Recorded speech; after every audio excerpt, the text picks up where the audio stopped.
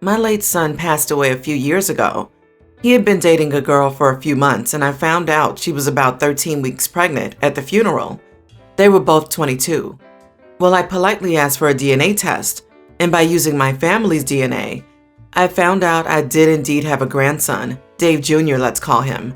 So anyway, I decided along with my husband to help the girl, Lisa, out.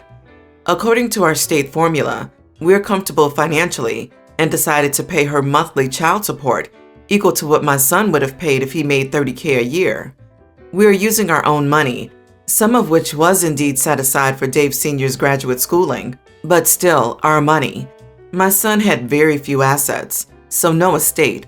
We of course buy gifts, outings, etc., like all our other grandkids. Well, Lisa married a guy this summer, call him Alan. He seems nice. I'm happy for her. So anyway, Alan and Lisa are coming over this weekend and want to talk. Apparently the plan is for Alan to adopt Dave Jr., and they're moving out of state. Oh, and can we change his name on the accounts once we have this legal? And give my late son's child money. And they will send us pictures, and we can see little Dave sometimes, but are not to mention our son until he's old enough. I told them that I'm not paying them child support. Since Alan wants to be his dad so bad that he wants to erase my son, he can pay. And there are no accounts, and I'm not playing games and pretending to be a family friend or whatever this plan is. I also told them to buzz off and get out. Well, Lisa and Alan sure think I'm the idiot. My husband's on my side, my daughter is torn, and my youngest son hasn't said anything except, "I can't believe you said nasty words." I don't swear much unless I'm mad. Now her family's calling me, and Alan's mother is trying to get me to have a sit down. So, am I the idiot? Not the idiot. We want you to stop being involved in Dave Jr.'s life, but we want you to still support him financially. In other words, ain't got time for you, but I like your cash just fine.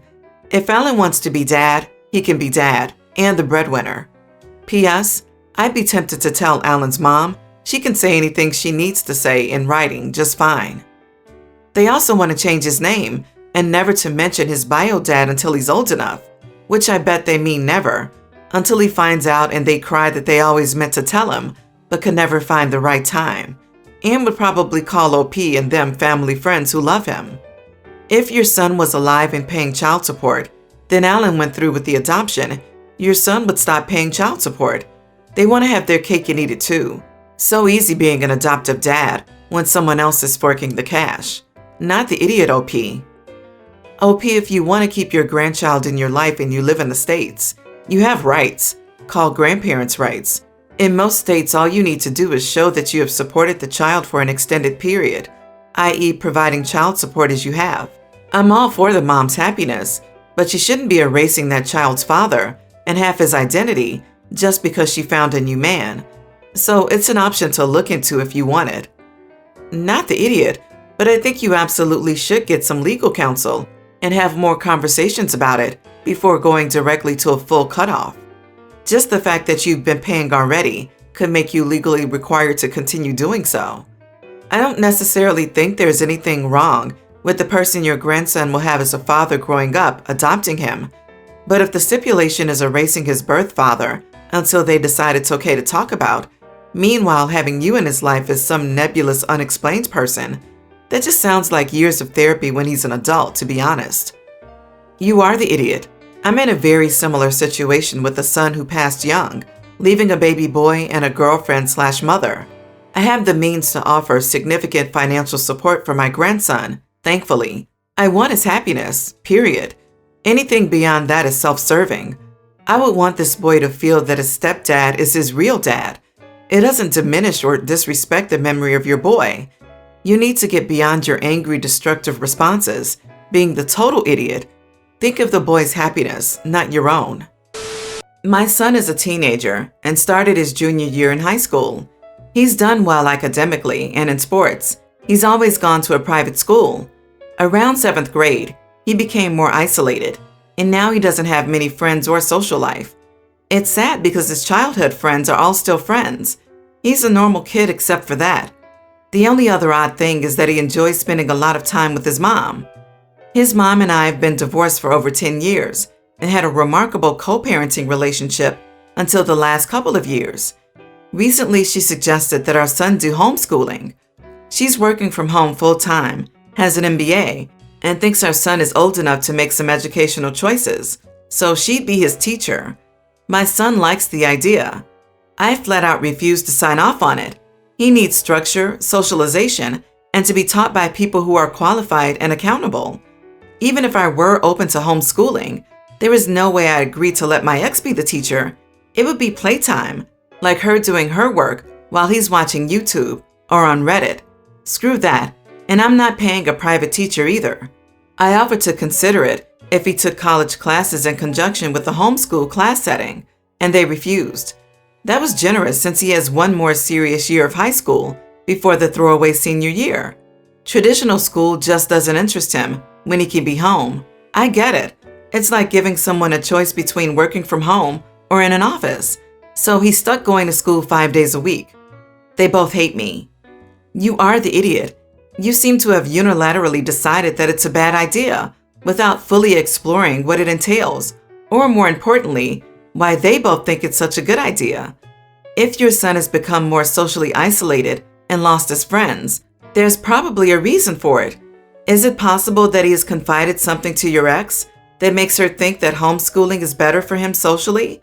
E.g., forcing a child to suffer relentless bullying day after day does not make them more socially adept. Not the idiot. Homeschooling in and of itself isn't an issue. However, homeschooling has quite a few requirements to be effective, and one of those is having a parent, or both parents, capable of dedicating significant time to the child's education. This requires that the parent not be working full-time.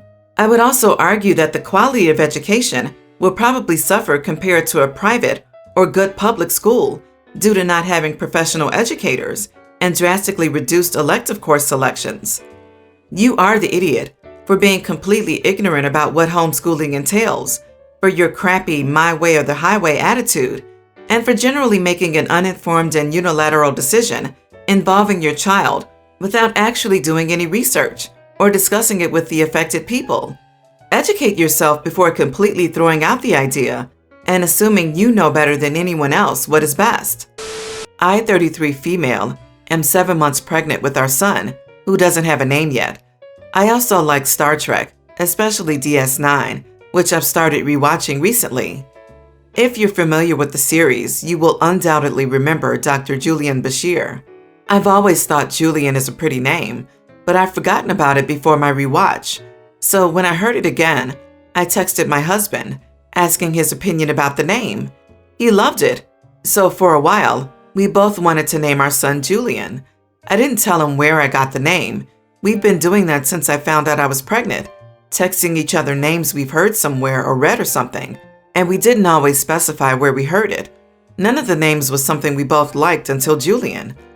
Yesterday I was watching DS9 again while my husband was home. He happened to pass by when the name Julian was set on screen.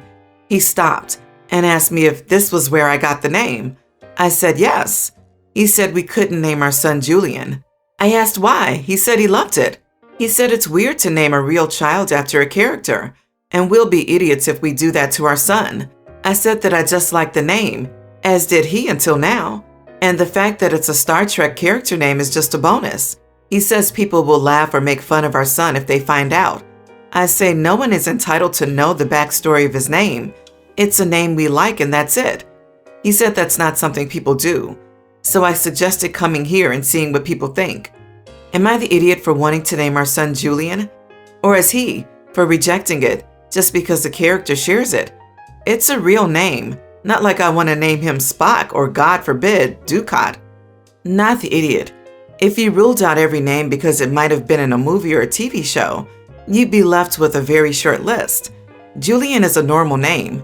I don't think anyone would even ask why you chose it, since it's not some weird choice. It's a wonderful name. Not the idiot.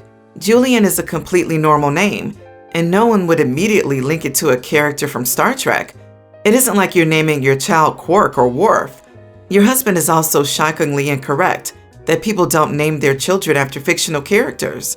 Direct him to the gaggle of Khaleesi's born when Game of Thrones was still popular. Naming a child after a beloved character is a very common thing to do, and personally, I think there's something charming about naming your child after a character that resonated with you. Not the idiot. Julian has been a well-established name since long before Star Trek. I was getting ready to roll my eyes at whatever niche name you were proposing, but that is not the case. Instead, your husband is the idiot. He liked the name and changed his mind because he discovered where you got it. That is a very strange hang-up to have, considering people have to hear names from somewhere. I, 32 female, am new to motherhood and its many joys and struggles. My husband works most of the day and only gets a few weeks of paternity leave. Thankfully, my work provided me with a pretty generous 6 months of maternity leave. Because my husband is usually busy during the day, I like to take care of our errands and chores as much as possible while he's at work. I'm getting used to having to bring another tiny human being with me everywhere I go. Getting used to the stares people give me when my child cries, beating down like my child and I are such an annoyance. I am also someone who breastfeeds my child. I've never had any problems breastfeeding in public before. Yesterday, I was at the laundromat, taking care of our laundry for the week, and I could tell it was time to feed my baby. So I did what I normally do, unbutton a few buttons on my shirt and let my baby latch on and suckle. About a minute went by before a maskless man approached me and started yelling at me to cover up and that I was inappropriate.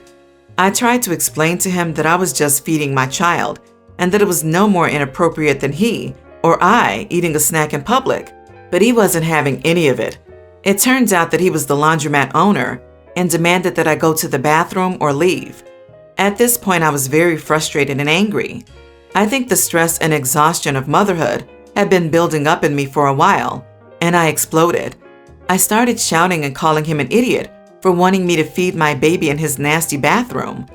Finally, he said I was disturbing the other patrons and had to leave. I grabbed all of my wet, soaking laundry from the washer, all while my baby girl was latched onto my breast. I've never been so angry in my life. After this, I finished feeding in the car and drove to another laundromat to dry our clothes. I was beyond upset and angry when I got home. I waited until my husband was home to tell him about this. His response shocked me. He said that he agreed that he thought it was inappropriate and didn't want other men to be looking at my breast. He also said he was glad he wasn't there because he would have been embarrassed by me throwing such a fit. I definitely didn't expect this from my husband because he's usually pretty progressive and supportive. After reflecting on the situation, I definitely feel a little embarrassed by how I handled the situation and that maybe I should have just listened to the laundromat owner and gone into the bathroom. Am I the idiot for breastfeeding in public and causing a scene? Not the idiot. Your husband needs educating though, and I would have a serious discussion with him, plus have him read up on breastfeeding in public and otherwise.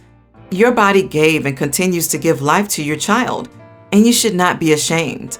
The lack of support from him is not surprising, but still heartbreaking. He needs to wise up and be your backup. Have you posted any reviews of said laundromat? If you're in any online local mom groups, I bet they will handle business for you. LOL. Also, you do not need to feed your baby in a filthy laundromat bathroom. No. 100%. No.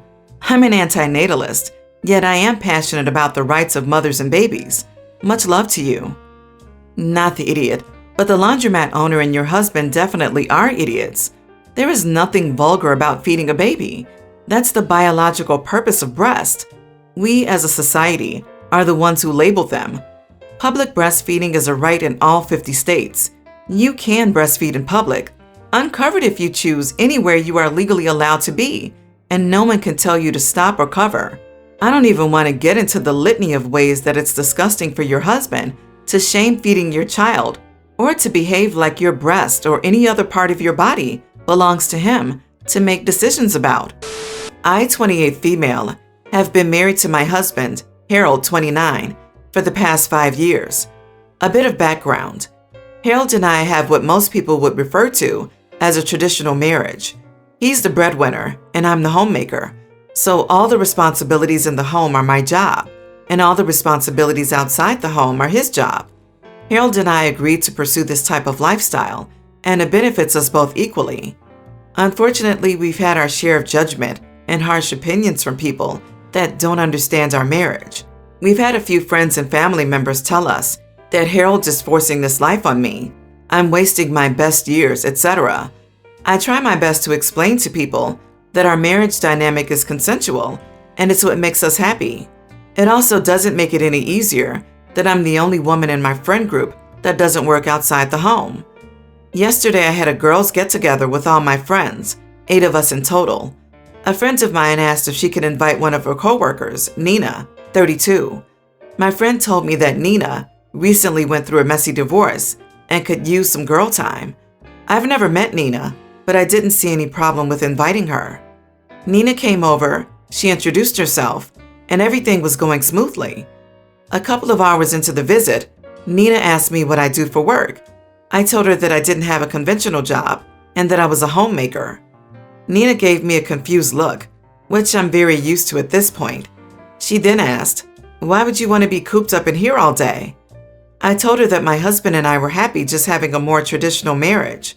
She rolled her eyes and said, "Oh, right, it's what you and your husband wanted." I asked her what she meant by that, and she said no woman who was born after the 40s wants a traditional marriage. Their husbands just convinced them to want it. I then said that her comments were a bit rude, generalizing and belittling. She kept giving me judgy side glances and wasn't taking me seriously. The last straw was when I overheard her tell one of my friends, "Well, at least OP doesn't have kids, especially daughters. I can't imagine them living a life like this." I was angry and said, "You're right, Nina. This isn't a happy life to live. When I need tips on how to become a depressed divorcee at 32, I'll give you a call." Everyone heard it. The room went dead silent. Nina then started crying and left. A couple of my friends left and called me a witch for stooping so low. A couple of my other friends stayed and said that Nina deserved it after being rude to me first. I spoke to Harold about what happened, and he's on the fence about the whole thing. Am I the idiot? Not the idiot. Who even dares to come into someone else's home at an event they were not invited to and belittle the life choices of someone they've only just met? Misery loves company, and she's trying to make herself feel better by ragging on you. The comments about husbands could be interpreted as her bitterness towards men coming out in some warped form of what she thinks feminism should be. But when she essentially implied that you'd make a terrible mother to daughters, that was uncalled for and inexcusable. Also saying things like, "Luckily you do not have kids," is more than rude, especially to someone you don't even know. What if OP and her husband are struggling to have one? What if they have issues she does not know about and they suffer for it? It's a very personal matter, and bringing it up as an insult is just cruel. Everyone's the idiot here, though her more than you, mainly because she was a guest in your home. She's a major idiot for being judgmental and openly disdainful of you for your lifestyle choices, all with her having just met you. You were an idiot for throwing her divorce in her face. That was, after all, the very reason she was invited to spend time with you all in the first place. 2 wrongs don't make a right. You could have told her off and asked her to leave without bringing up her divorce. Was she wrong? Yes. But in the future, please don't let someone else's poor behavior bring yours down as well.